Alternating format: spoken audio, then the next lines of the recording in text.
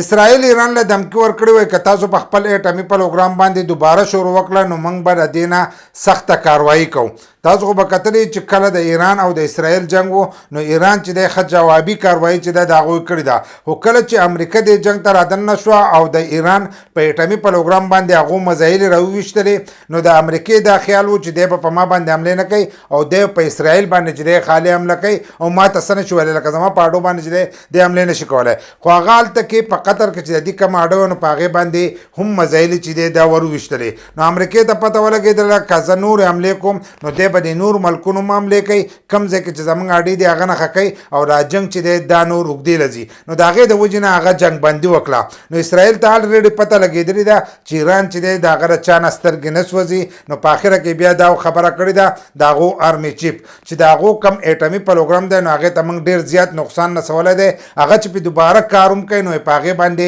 ښه پوره کلونه چې دي دا لګي. نو د دې په باره کې تاسو خپل رایه چې دی هغه هم زموږ سره شریک کړئ چې اسرائیل دوباره دغه کاروايي کولی شي که نه شي.